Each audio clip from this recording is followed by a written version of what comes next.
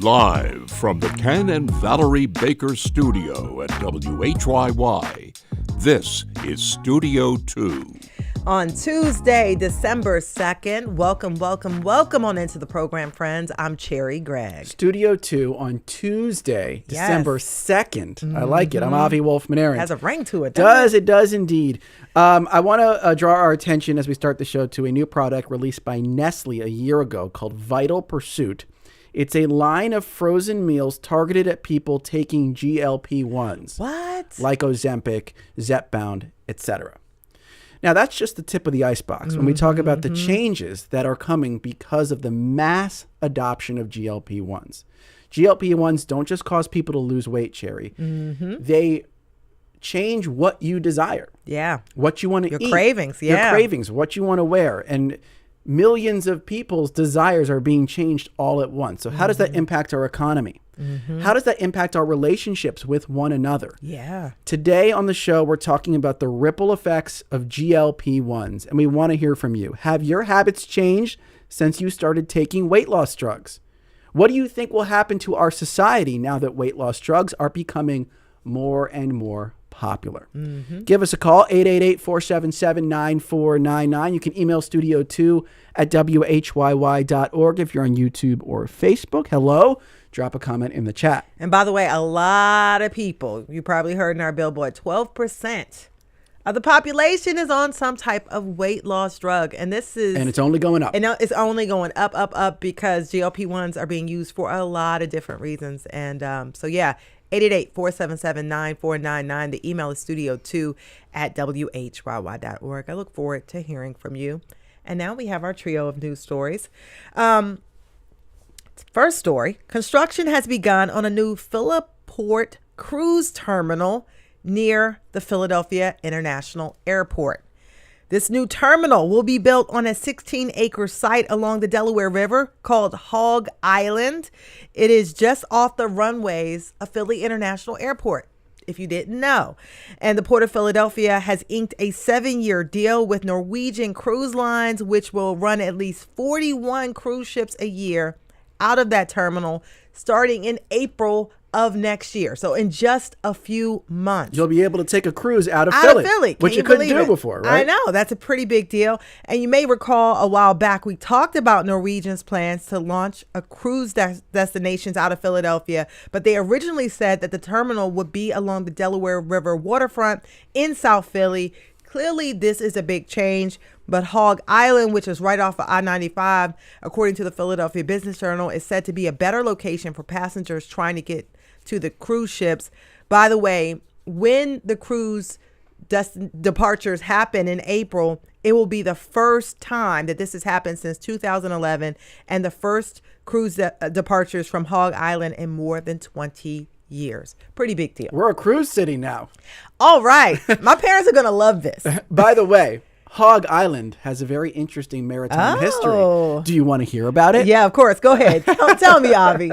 Okay, so Hog Island around World War I was the biggest shipyard in the world. They built like a humongous shipyard on Hog Island. 35,000 people worked there. Wow. The shipyard did not last very long, but the workers there were called Hoggies. And it is said by some that the sandwiches they ate inspired the word hoagie. Hoggies went to hoagies. Now, I actually don't think that's the origin of the word hoagies, but it's a popular, at least urban myth, that's where the word hoagie comes from, Hog Island. So there you go. When you go eat a hoagie on the cruise ship and feel like you are at one with history. And by the way, if you want to know where they're going to be going, they're going to be going to Bermuda, the Bahamas, the Caribbean, and Canada. All from Philly.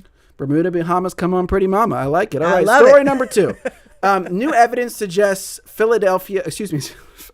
New evidence suggests children who receive a smartphone before age 12 are at higher risk for depression, obesity, and poor sleep compared to peers who do not have a smartphone. This comes from a study published this week in the journal Pediatrics and led by Children's Hospital of Philadelphia researcher Ran Barzilay. Wow. It draws on a study that followed over 10,000 children.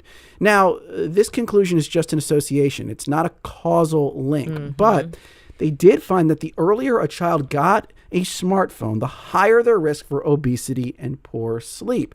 And the average child in this study got a smartphone at age 11. So most of the kids got a smartphone before age 12. And those kids had all of these poor health outcomes. Well, bottom line, age matters when you talk about smartphones. Yeah. And I think parents really need to think of the giving of an iPhone or a smartphone as a pretty big deal. And it may make your kid mad. They'll be like, oh, all my friends have them. All my friends have them. But you need to hold the line. Yeah. And I think we had someone on the show a while back who talked about you don't just give your kid the car keys without having them do things first, like take some classes, prove that they're mature enough, take a test, get on the road for a while. Maybe there ought to be some benchmarks that you put your kids through and make sure you're ready for what it means to monitor them and put those limitations and also protect their sleep, because that's a pretty big deal. The sleep thing really struck me. When brains are still forming and kids are still growing. Absolutely. And so it doesn't have to be a binary. Like maybe you feel like for security reasons or whatever, you have to give them a phone. But one of the recommendations that you're starting to hear is that maybe you limit where they can use the phone, like specifically in the bedroom, because that's where like the sleep disruption can happen, right? And you take it at night. No phones overnight. So we're all figuring out ways to negotiate where the lines should be, exactly when kids should get smartphones, if they should be given them while their brains are still developing. Like this is all very fluid, but it's not just yes or no. There can also be kind of rules within that and benchmarks within that. And I think this new research is helping guide parents towards some common sense solutions, hopefully. But this is a really important new study. Pediatrics is a really big journal. Yeah. And so this research out of CHOP is starting to lead the conversation in new directions about when exactly those smartphone purchases should be made. Yeah. Good study there. Third story, a video of vandals throwing what looked like rocks at the home of Eagles offensive coordinator Kevin Patullo early Saturday morning recently went viral. If you're watching on YouTube, you can take a look at that video. But it turns out that the objects that they were throwing, it wasn't rocks, according to Morristown police. The vandals were actually throwing multiple eggs. So basically, his house got egged. Why, you wonder, why would people do this? Well, Eagles fans were angry at Patullo and blamed him for the Eagles' 24-15 loss to the Chicago Bears on Black Friday. It was a devastating loss for Eagles fans. And the loss happened because the Birds struggled on offense. It was a very rough game. And fans were so disgruntled that someone went online, and according to the Philadelphia Inquirer, they put up a Fire Kevin Patullo website, had his photo on there and everything. Someone with access to a traffic sign posted the message, "Fire Kevin Patullo," on one of the traffic signs near the link. And so people were mad. They were big mad. Okay, big mad. And Eagles head coach Nick Sirianni, he says Patullo, who is in his first, year in the role with the team, will remain the shot caller on offense. So he's not, he's not disgruntled with him at least at this point. But fans are mad enough to egg his house. A little more context. It really wasn't that one game. The offense has struggled all year, but of course, definitely not defending the decision to egg the guy's house, which is okay. ridiculous. You're not defending it. No. No. Good of Lord, course not. No, of course not. Get a grip. And by the way, I got to call out the kids of Morristown, New Jersey specifically, because hat tip to a friend of the show, Dan McQuaid. He found an article from 1993 where kids in Morristown, New Jersey egged the house of Phillies reliever Mitch Williams, who had just let up a home run that lost the Phillies the World Series. Higher stakes in that case. But still, stop egging athletes and coaches' houses, kids of Morristown, New Jersey. Maybe get it together a little bit. Also, I have to call out... Wow, same town. Y'all this is a repeat offense right now. And I'm sure it's a lovely place, Morristown, New Jersey. Just let's lay off the egging a little bit. By the way, I'm glad it wasn't rocks, though. I'm glad it wasn't rocks. And I have to say, people will be mad at me for this particular take. I do think younger fans of this generation are a little spoiled. The Eagles have been... because they won 2 Super Bowls. This is not normal, y'all. This is not normal.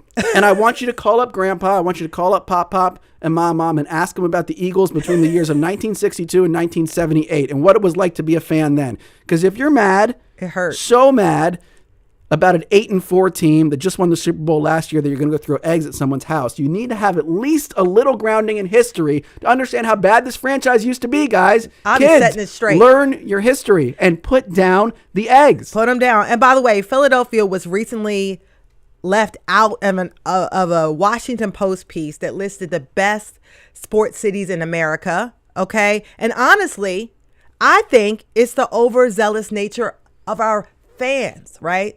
This extreme passion, this egging. We want to be on these lists, man. And y'all can't egg houses, okay? Oh, you're blaming the eggs for being left off the list? Yeah, because people are mad because we're a little overzealous in our love. Go Birds. I don't know how GLP-1s are affecting people's appetite for eggs. I do know that GLP-1s and appetites are the focus of our conversation coming up on Studio 2. Don't go anywhere.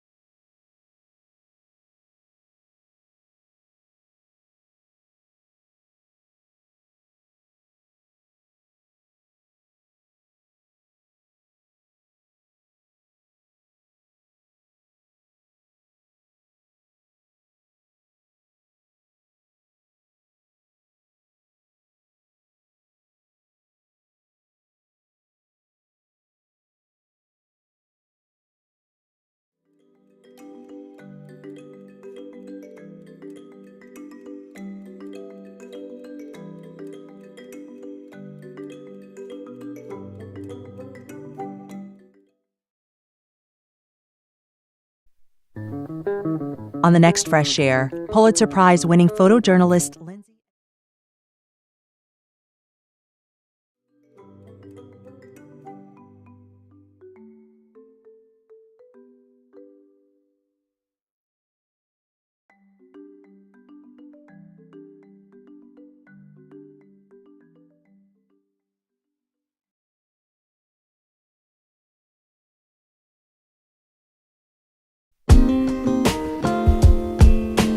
Welcome back to Studio 2 here on WHYY. I'm Cherry Gregg. And I'm Avi Wolfman-Arendt.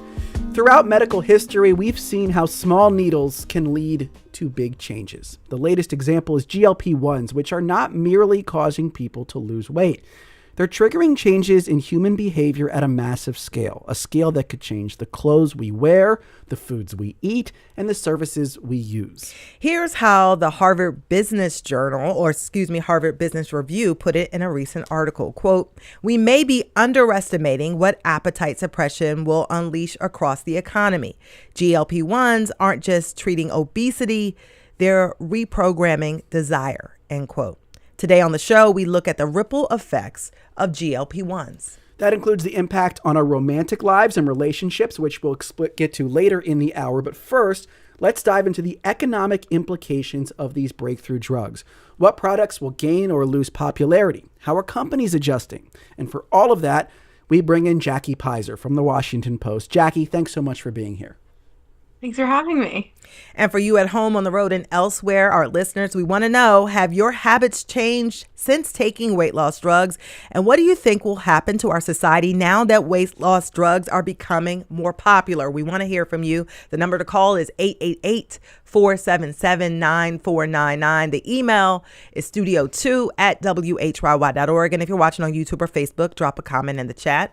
And we want to bring in a caller. Yeah, let's start with Rebecca from Northern Liberties, who's on line one. Hey, Rebecca, you're on Studio 2. Would love to hear your insights on GLP-1s.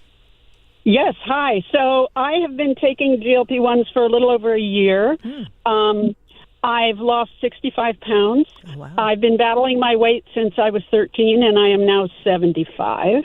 And I found over the years that if I was strictly avoided carbs, I could lose weight. But your brain, your hormones, your neurotransmitters don't let you do that forever. Yeah. The thing I wanted to say is that I found that it suppressed my appetite to such an extent that I didn't ever want to eat.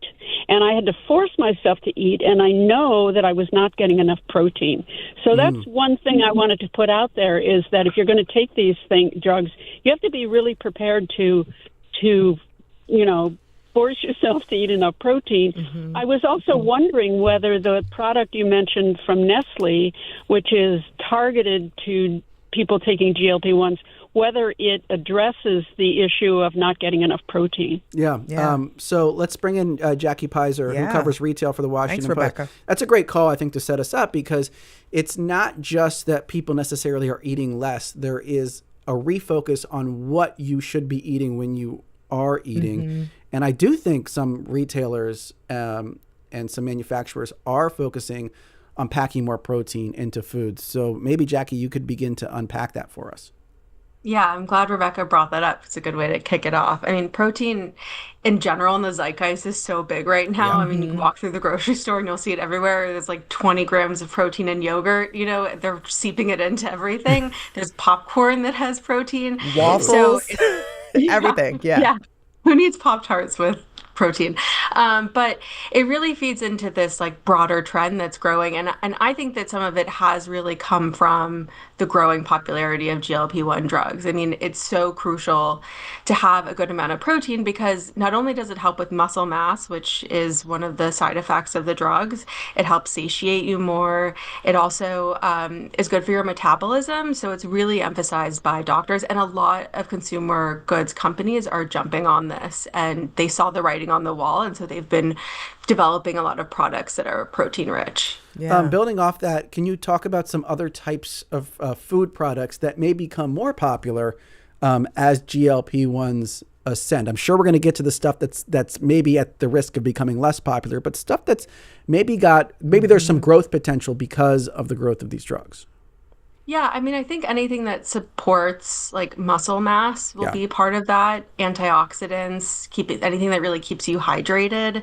Those are all side effects of the drugs. And certainly, I mean, protein is probably the most evident, but anything that really counteracts that is probably what we'll see continue to grow in that space. Yeah, and we started with food because, you kind of need food to live, and it does change your appetite and what you crave. So I wonder if there's a through line, because you're a reporter, you cover this type of industry, retail, all of that. Was there something that you were seeing that said, you know what, I want to look at the impact of GLP-1s? What were you seeing sort of bubbling to the surface?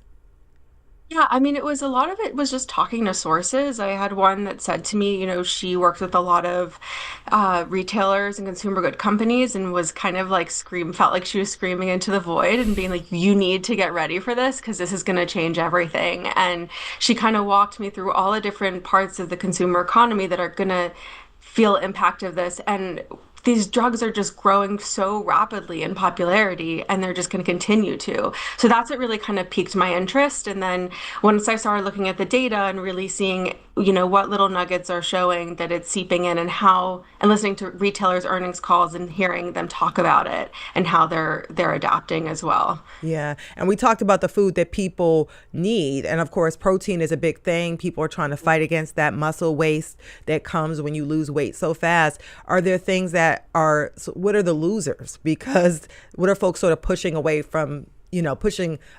at the table?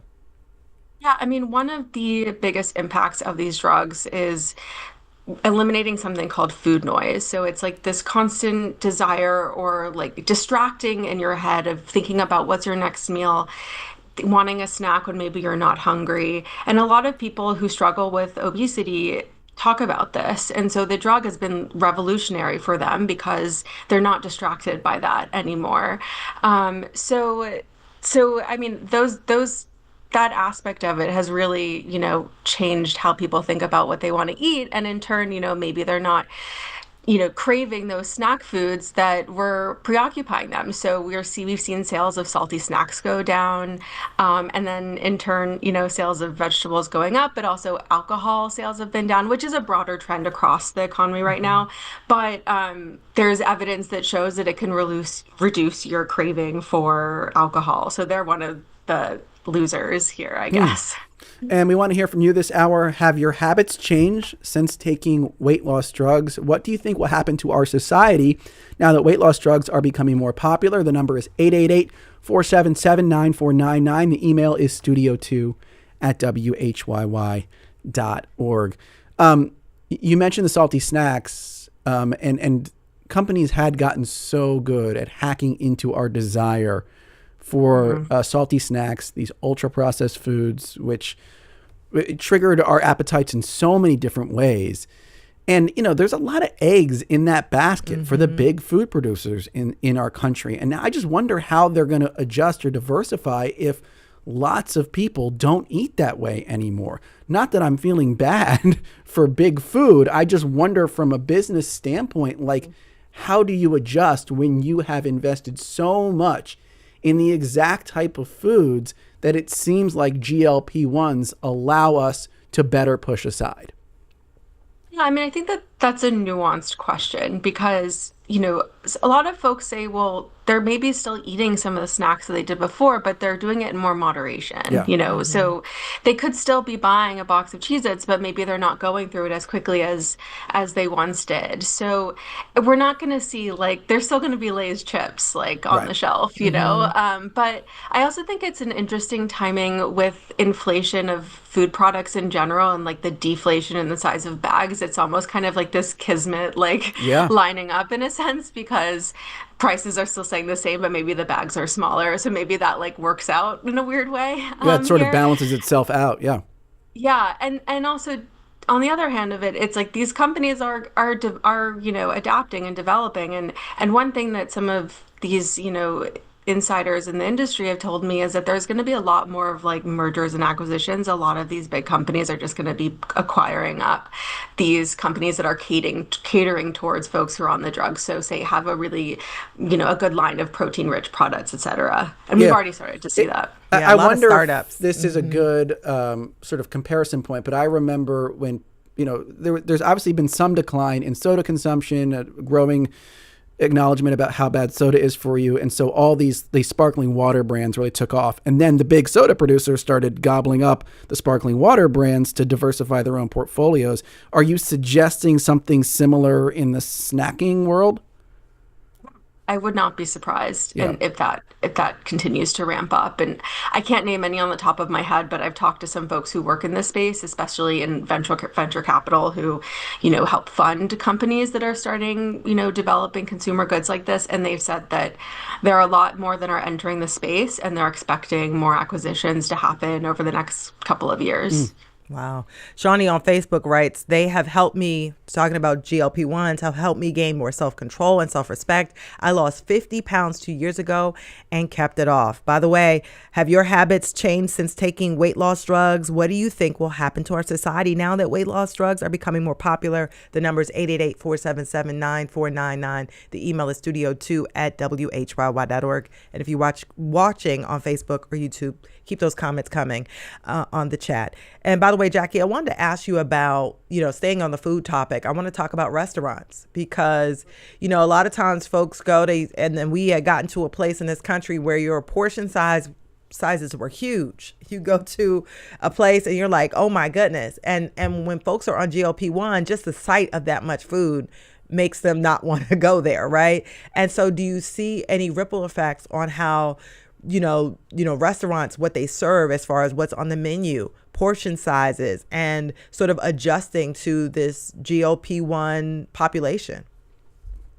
Yeah, that's a great question. I think it's still a little bit early to really tell, but there are some anecdotes that we've heard from restaurants that say maybe are offering snack-sized food products or options on their menu. And then also I've listened into some earnings calls from some of the bigger pizza chains or fast food chains, and they haven't really talked about it in the last several quarters, but about a year ago, some were talking about experimenting experimenting with maybe a smaller pizza size or offering more salad or healthy options. And I mean, they're already, at least with the quick service restaurants, there's a general decline across the economy of people going to them. But specifically for this cohort, also, there's been declines of visits like around breakfast and dinner time. So because of that lessening of the food noise, they're maybe not feeling that urge to buy. Also, like greasy foods can really upset your stomach if you're on the drugs. But it'll be interesting to see, as this continues to grow, how much these quick service restaurants really adapt. I mean, some have GLP-1 friendly menus already, so it could be interesting to see if more adopt that. Yeah, and I think about, places that are fast food restaurants. And if you eat all that greasy food, your stomach is going to be really upset. And so you got to have some different offerings for folks, or they're going to go elsewhere. Yeah, exactly. I mean, it's also interesting, like, we've seen Starbucks has protein drinks. Now, that we can't say that's directly in response to this, but it's definitely in response to the larger trend we've seen. I mean, Smoothie King has a GLP-1 menu. So we're seeing it like grow in a smaller pace. I bet a lot of companies are kind of waiting to see where this all shakes out and how much they need to actually change their menu to really keep customers coming. Interesting. Speaking of side effects, I want to read this comment from Jill TK987 on YouTube, who says, I started on one brand a month ago and just switched to another, talking about GLP-1s. I did better on the first one. This new one, my Lord, I've never been more sick. No wonder people lose weight. Can't keep anything down. I'm actually concerned about my teeth at this point, how much stomach acid will destroy them, and my digestion tract. Yes, I'm reaching out to my doctor. Wow. These medications have side effects, in some cases quite serious side effects. And so it sounds like, from reading your reporting, Jackie, there is now a kind of small cottage industry, boom industry, trying to address the side effects of the medication. What can you tell us about that?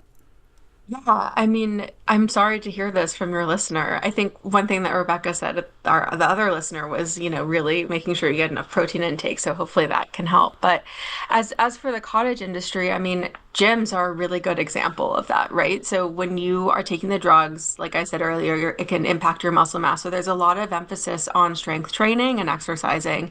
And so gyms have really jumped on this, and they are offering like GLP-1, training guides. They have trainers that you can work with to help you. They have like protocol that they offer. And then some are also opening clinics. Where there are ostensibly medical professionals who can help you. But also it could make it easier for people to actually get the drug, because it'll literally be in your gym. You can probably get a prescription. Unbelievable. Yeah. So yeah. Yeah. Christina on Facebook says, I lost 65 pounds this past year on GLP-1s. My blood pressure meds were lowered and my A1C looks like I don't have diabetes. We cut those meds in half. I'm able to do more, move better. And I would say people seem a little nicer and more complimentary. And so one of the things I learned from your reporting is that people's are even traveling differently now, because like she said, Christina said, look, I could do more. I'm more physically active. Like, it just changes your whole focus. How has it impacted the travel industry? Yeah, that's one of the things that a source told me early on, was that, these drugs radically change how people feel, not just physically, but also mentally, emotionally. People gain confidence. So not only are they feeling better in their bodies, but they're feeling, maybe they have that food noise that's gone and they can focus more on themselves, which it can be quite distracting. So they're possibly more open to travel. I mean, still, we don't necessarily know how it's all going to play out, but a lot of, hotels have been getting ready for this. They have been renovating their gyms. There's also talk of more kind of like wellness travel. So, and that's not talking about like a detox or anything like that. It's more talking about maybe resorts that have more tailored, like active things you can do, like hiking or water sports or things like that. So it kind of like reinvigorates your desire to be adventurous, is what we've been hearing anecdotally. As we get ready to wind down this segment, I want to bring in one more caller. This is Justin from Spring Garden on line 1. Hey, Justin, you're on Studio 2. What do you want to add to this conversation about GLP-1s and their ripple effects on society? Hi. So basically, my mom works in insurance, and it was originally GLP-1s were developed for diabetics, and we've really seen a rise in the elective use of the drug for people who would, in my opinion, better benefit from a change in lifestyle habits. And so just basically the cost of these drugs are eventually going to have a ripple effect that are going to, skyrocket the price of insurance premiums that'll, eventually make it to people that aren't even using the drugs, when only a select few people really, truly need these drugs. Interesting call there from Justin. And I would just say there's a debate right now about the long-term costs of this. Of course, Justin's bringing up the cost that to insurers, which then gets passed along to everyone else in the insurance pool. But there's also the possibility that this could reduce chronic disease among a lot of people, and that could bring down healthcare costs in the long run. So I think that's something that still needs to play out. But I want to thank Jackie Pizer, who covers retail for the Washington Post, for all of your insights this hour. This is an area that we're going to be watching so closely just to see how our entire economy changes because of GLP-1s. Jackie, thanks for the time today on Studio 2. Thank you for having me. And another area that we're going to be talking about is how the use of GLP-1s is affecting relationships. So we want to hear from you. Have your habits changed since taking weight loss drugs? What do you think will happen to our society now that weight loss drugs are becoming more popular? 888-477-9499. Email studio2@whyy.org. We'll be right back.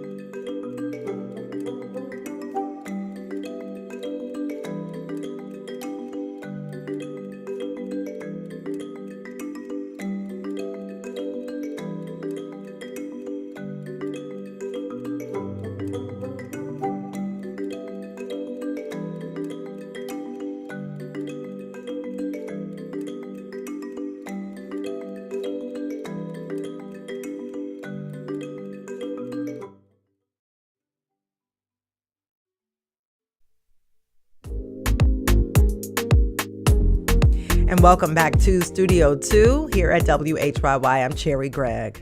And I'm Avi Wolfman-Arendt. Earlier this hour, we talked about the impact GLP-1 drugs are having on our consumer culture and economy. Now we want to shift to look at how these medications are changing people's relationships. With us is Lisa Miller. She's a correspondent for the New York Times Well Desk.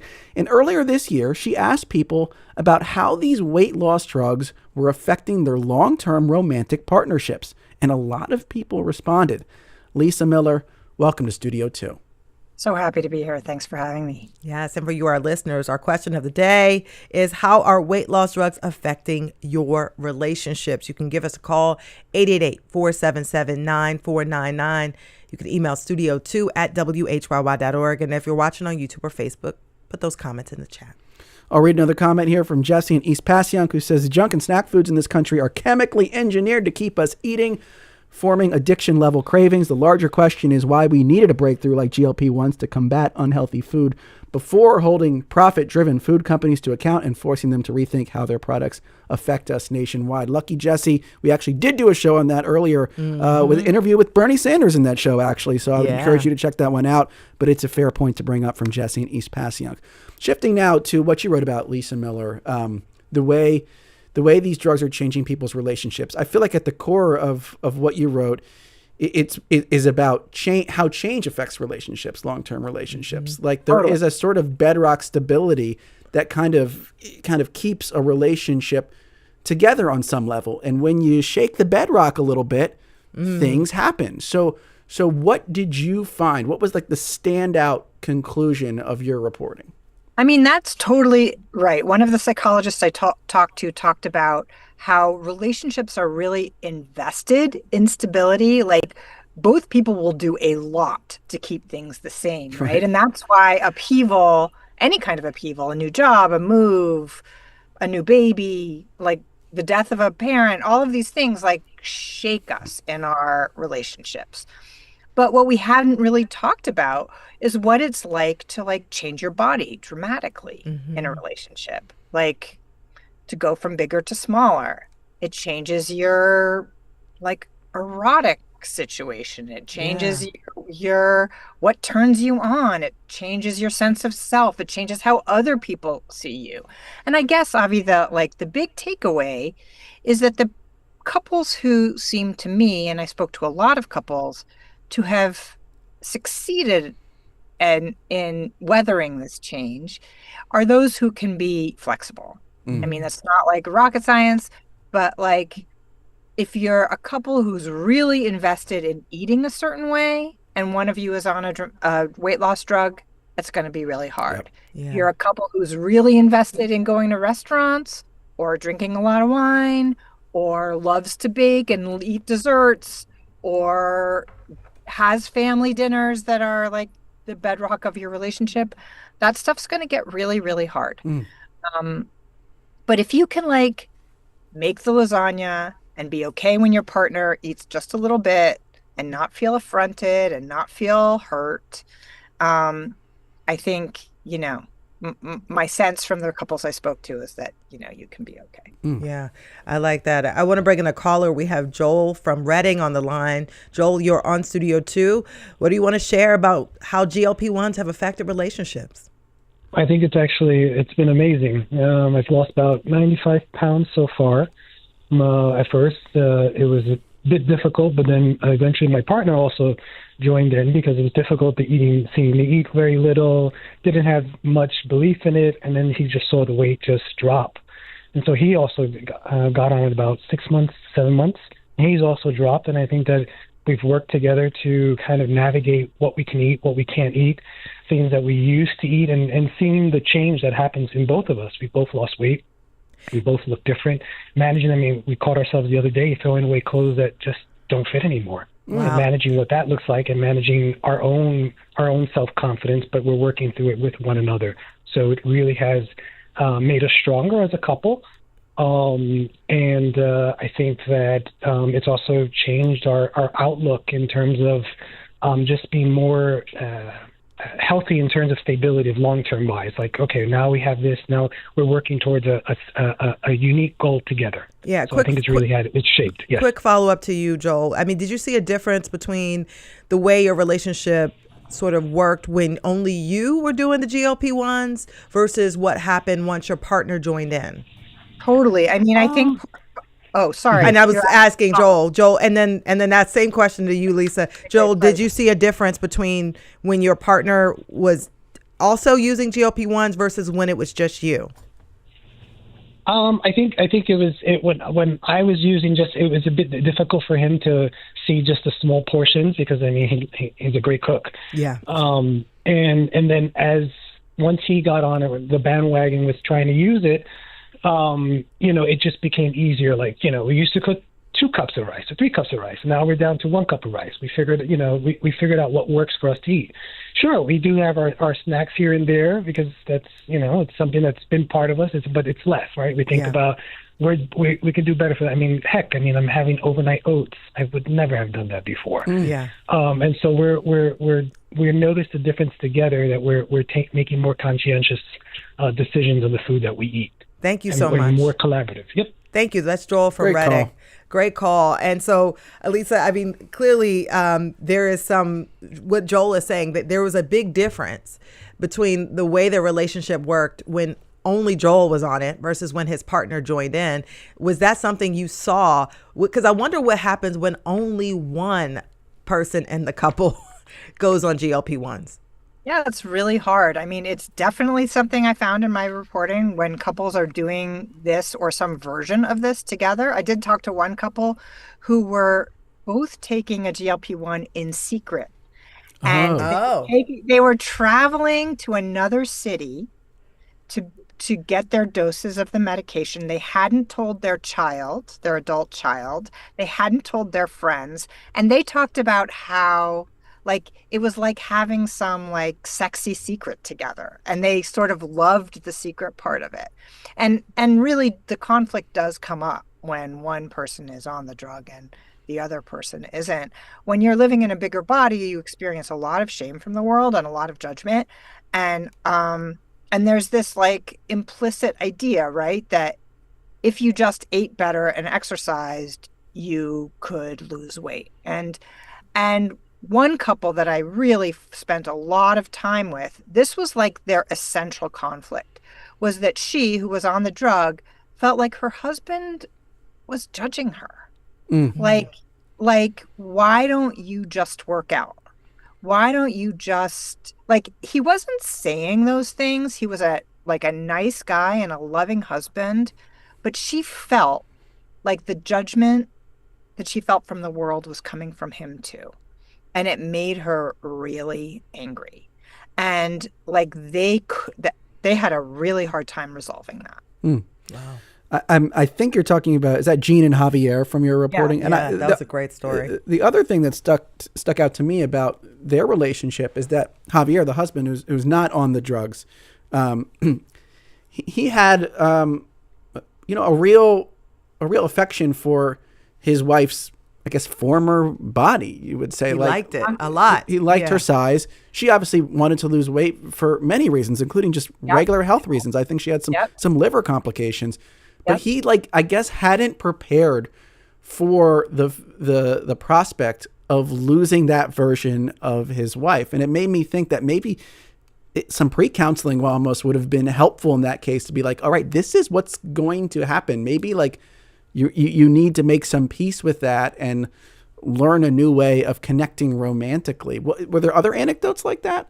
Totally. I mean, I talked to this one guy who was a thin person. He has always been a thin person, but he had an erotic preference for women in bigger bodies. Yeah. And he met his wife on a dating site for people in bigger bodies.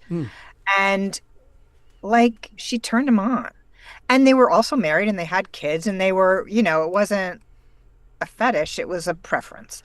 And they had a long, stable history together. Yeah. Mm-hmm. And then she started taking the drug, and he had a lot of anxiety about this. Like, what if her body isn't what I like anymore?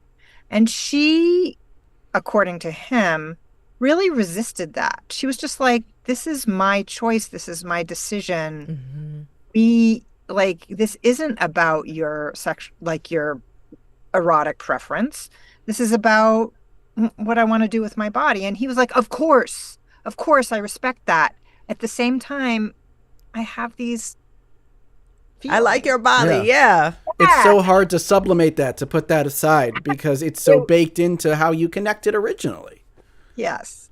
So interesting. And what you said, Avi, about pre-counseling, I mean, I think all of the couples I spoke to at length were really bowled over by, surprised, astonished by the way that their self-perception changed, mm-hmm. and how that changed all of their relationships, including their marriage. Yeah. And I think that doctors will tell you about the side effects, and they'll tell you about the cost, and they'll, tell you what to eat and how to exercise. But to say you're going to want to have a conversation with your partner. And not just a conversation in passing, which Jean and Javier seem to have, I'm going on this drug. Okay, it wasn't, they didn't go deep before she ventured down that lane. Another thing I wanted to ask you about with regard to that relationship, and then expand out to what you talked about, was sort of the sex life. Because one of the offshoots of this, some people have seen increases in libido, other people have seen decreases in libido. What's the general, sentiment out there with regard to like, does it make your sex life better? Does it make you crave sex less? Studies are inconclusive. Yeah. Studies are It seems inconclusive. very all over the place right now. But and one of the things Jean said is she was a more compliant person, so she would have, as a larger person, she was more willing to have sex just because she was a pleaser. But then when she lost the weight, she didn't want to do it anymore. She was like, I'm not pleasing. I'm just gonna not do what I don't want to do. It was so interesting to me. That part of the dynamic was so interesting to me. She felt apologetic for herself in a bigger body. She felt like she always had to kind of do what people wanted her to do, including having sex with her husband, whom she loved and whom she wanted to have sex with most of the time, right? Like, it wasn't like she was making a big sacrifice, but she had this pleaser impulse, as you said, Cherry. And when she became smaller and she received the approval of the world, like her bosses, her friends, like people on the street, like were responding to her totally differently. She tells this story about being on an airplane as she was in her smaller body, and some guy saying to her, "Oh, I'm so glad I'm not sitting next to a big person." And she thought, like, every time I've been on an airplane, has the person sitting next to me thought that? Wow. Made her so angry and so self-protective of her old self that I think that the drugs, I'm like talking in circles, but like, I think the drugs gave her permission to say no to a lot of things. Yeah. And one of those things was sex with her husband. And when I met them last, whenever it was, winter, they hadn't had sex in like 8 months. And he was being very, very patient and like, okay, I love you. I want this. I'm clear that I want this. We're going to try to work it out. I'll be patient. I don't love it. And she was like, I got to work it out. I got to take my own time. This is a whole new body. There's a whole new thing for me. Yeah. So. Yeah, that must have been hard for them. Yeah. Keep your calls and comments coming this hour. We're asking you, how are weight loss drugs affecting your relationships, your sense of self? We also asked earlier how you think the mass adoption of GLP-1s will impact or ripple through society. So you can keep offering comments and calls on that. 888-477-9499. The email is studio2@whyy.org. One thing that occurred to me reading your reporting and other reporting, Lisa, is just about how these drugs impact our relationships with things that used to bring us a lot of pleasure. Not just talking about sex, but like food for a lot of people, like sparks joy. Going out to dinner really sparks joy. And that how does your relationship to your partner, but everyone in your family, change when the things that used to be like your things are kind of like meh now? What did you uncover talking to people about that? I mean, this is where it goes to expectations, right? Yeah. We are the people who love restaurants. Yes. That's our thing. We are the couple that loves restaurants. We always go to the new restaurant. We love to dine out. We like expensive food, whatever it is. One woman said to me, like, I love how I feel in my body. I feel so hot in my new body. But my husband takes me out to a restaurant and I'm just sitting there picking at the bread.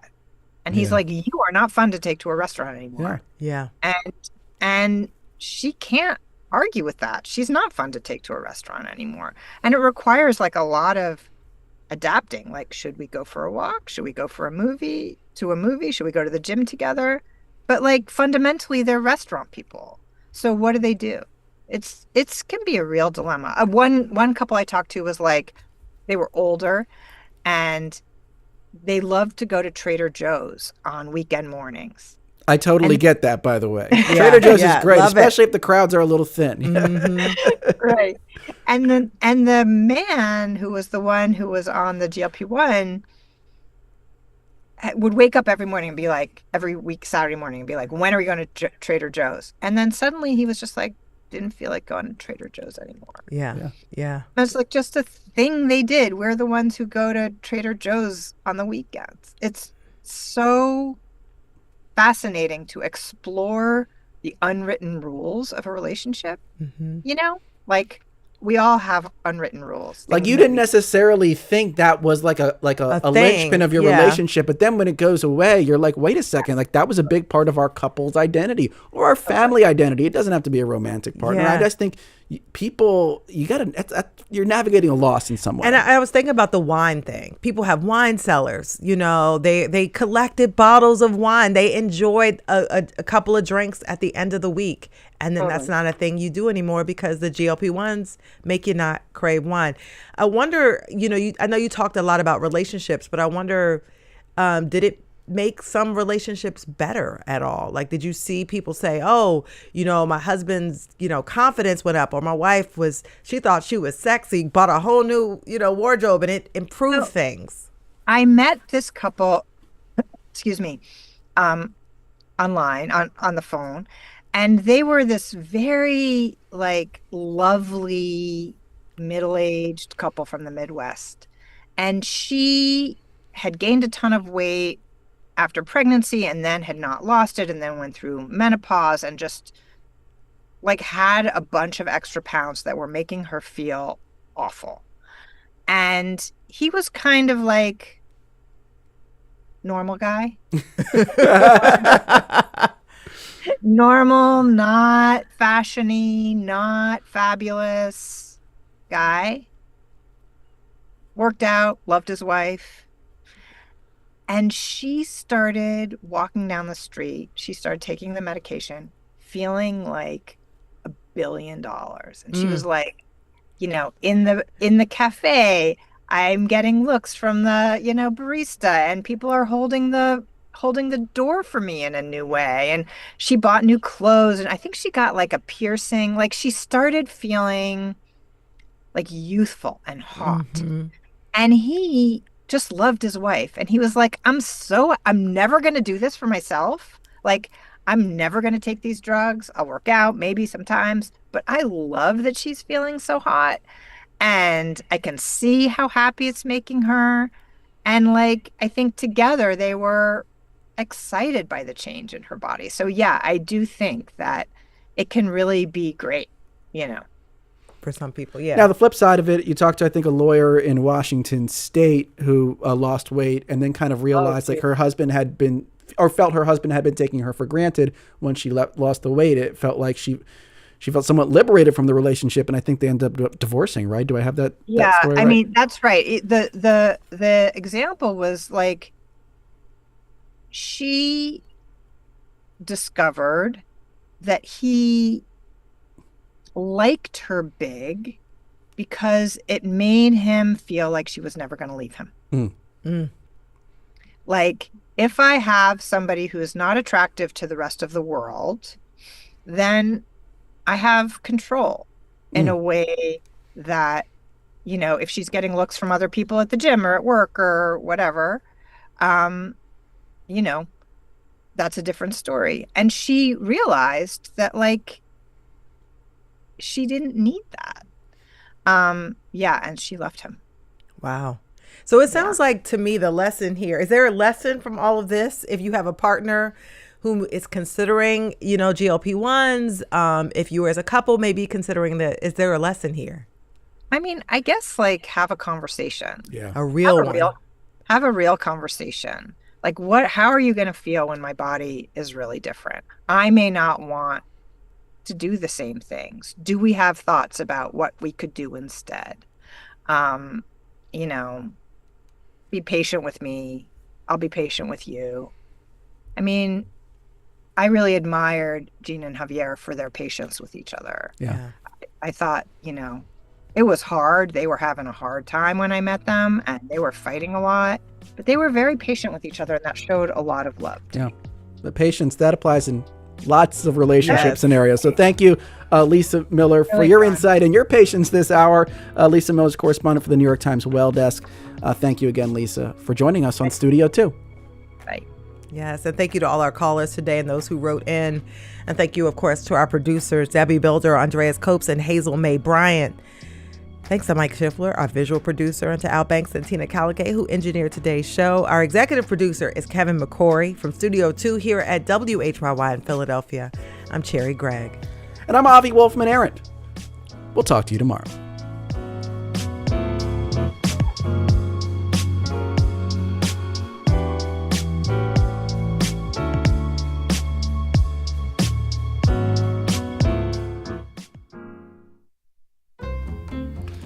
Tomorrow at noon on Studio 2, a show about something. And if you can't get enough of us, We'll you be can there, always though. find a recording of our show on YouTube. Yes, and don't forget, you can also find us wherever you get your podcast. And while you're already there, leave a comment and please do a review. It really helps us a lot. And make sure you share it with your friends so they can hopefully fall in love with Studio 2 as well. Coming up next on the show, Here and Now. We'll see you on the radio tomorrow.